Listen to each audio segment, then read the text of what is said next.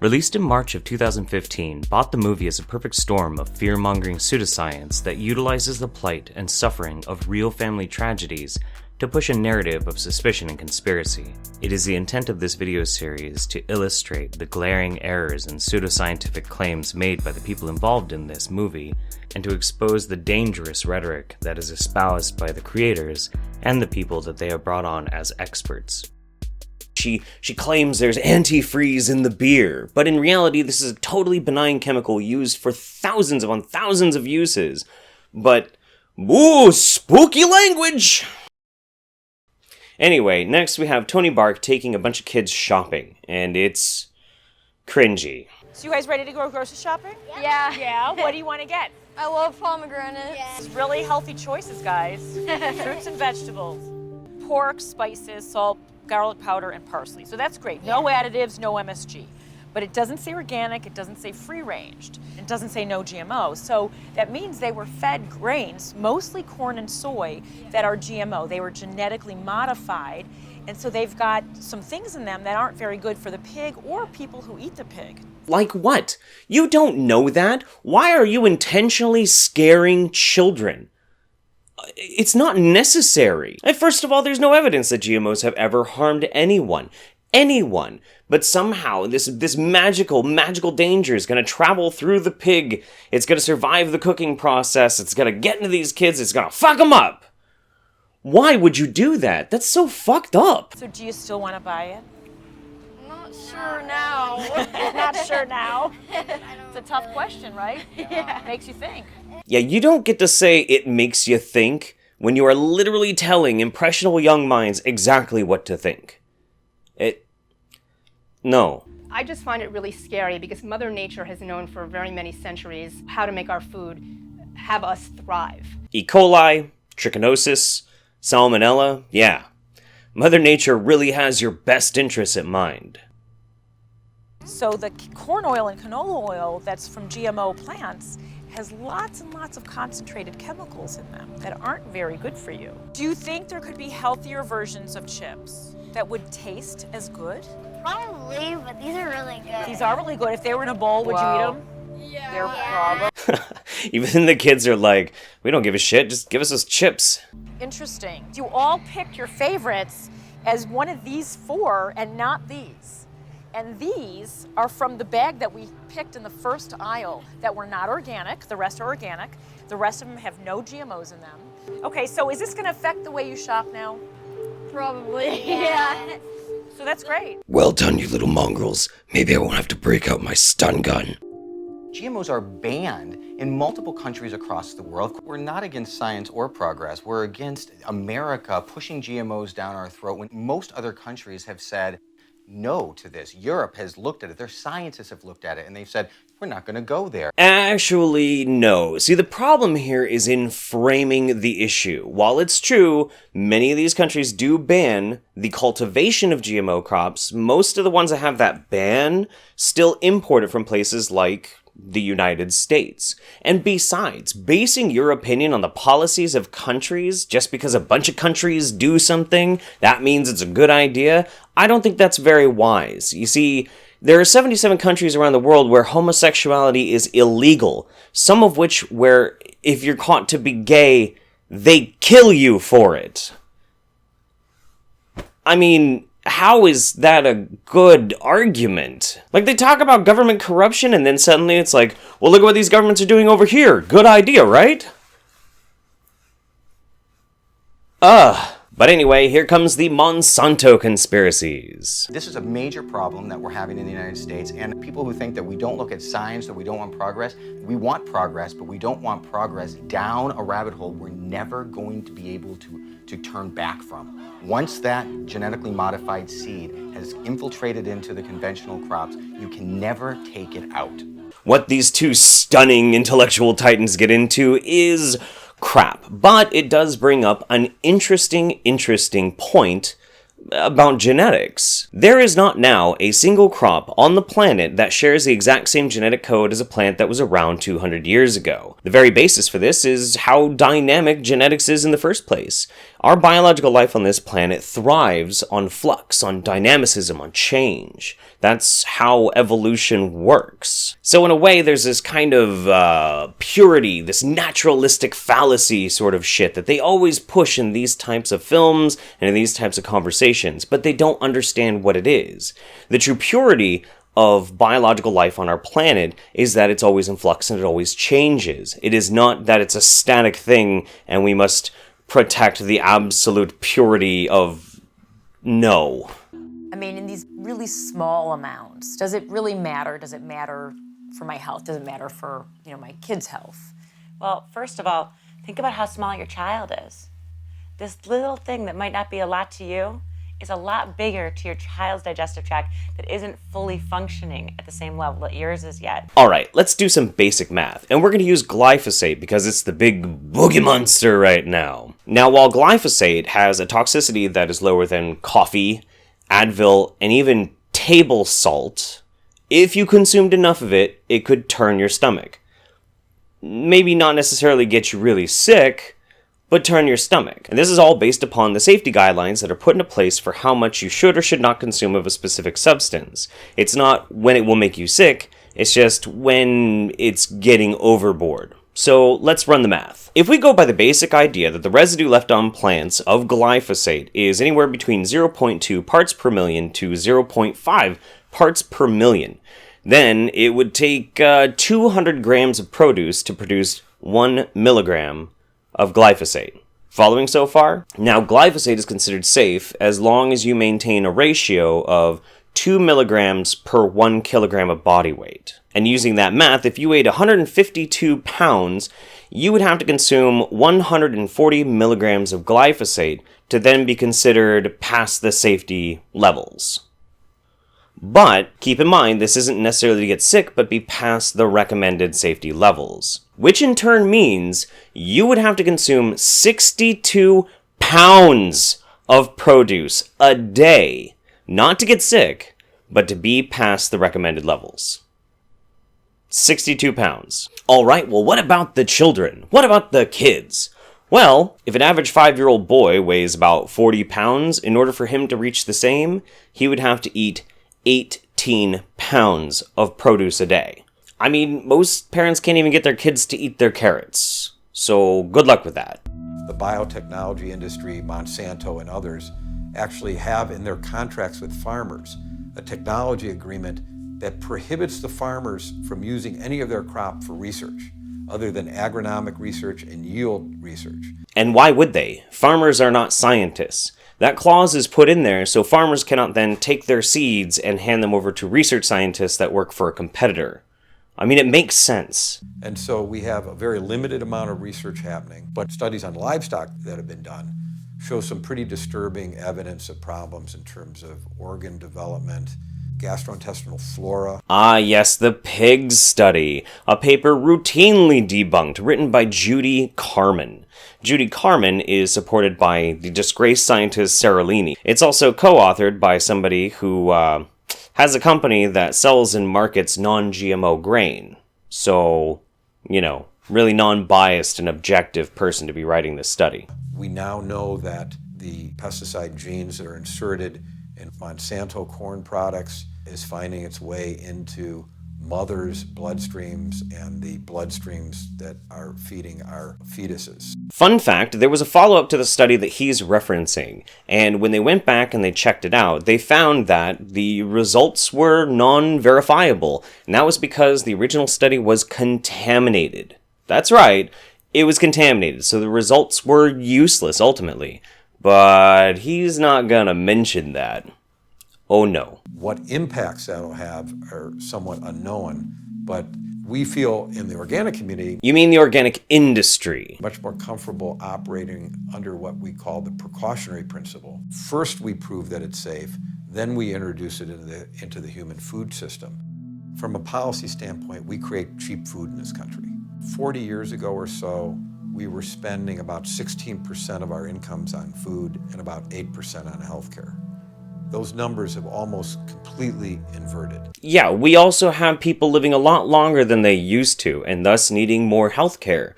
Longevity research is a huge, huge part of the biomedical industry, where we're trying to extend the life of everybody as long as possible. But no, it's just a conspiracy, right? Okay. Nancy Swanson is a scientist and a retired physicist from the University of Washington. And what she has actually found is the scariest thing that I've seen in my entire career. In 1996, when GMO crops were first planted, it was the best thing since sliced bread, and therefore the farmers just took to it, and it took off in an exponential manner throughout the country. She then took a whole variety of chronic diseases. She would look at either the incidence or the prevalence or the deaths. For instance, diabetes. The incidence prior to 1996, which is right around here, the curve is fairly flat. But as soon as the GMO crops were started to be planted, the incidence of diabetes just took off. Yeah.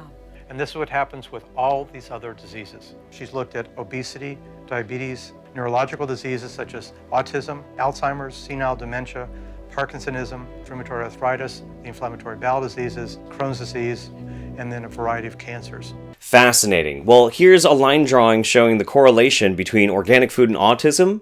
And here's one that shows Nicolas Cage movies and drowning deaths. That's not science. Shut up.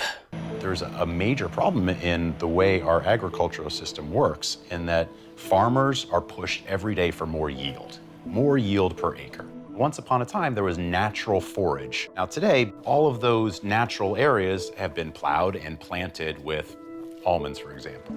So when a beekeeper places his bees in the almond grove to pollinate, they feed them corn syrup. How healthy do you think you would be if you were used to eating a huge plethora of raw ingredients and all of a sudden your diet changed to corn syrup? And it's GMO corn. What else would it be? They're feeding them the cheapest possible thing. Alright, so this section is all about colony collapse, and rather than have to go through every single point, I have some resources down below, but I'll summarize it up here. Colony collapse disorder was something that was observed, it's a phenomena, that was discovered back in 2006 where massive amounts of bees were dying, and we didn't know why. And now while we're not really sure what caused it, maybe mites, maybe pesticides, maybe something else, we do know one simple thing. The numbers bounced back. They bounced way back up, and now they fluctuate as normally. There is no impending bee-apocalypse. There are 2 species that recently got put on the endangered species list of bees, but they were rare variants of bees anyway, and only in Hawaii. So the movie then drifts back into vaccines for a while, but inevitably gets to GMO labeling. So 5 people in the state contributed to the No campaign. That's it, 5 people in the 5 whole people. state. And that was $550. Total. And there were $22 million that was being put forward to the No side, but $22 million from out of state. And who were the out of state? Big corporations like Monsanto, Dow, PepsiCo, Coca-Cola. When you have a bill based entirely on fear that has the potential to hurt the profit margins of large companies that produce products, of course those companies are then going to put money into trying to defeat the bill. That just makes sense. It just makes sense.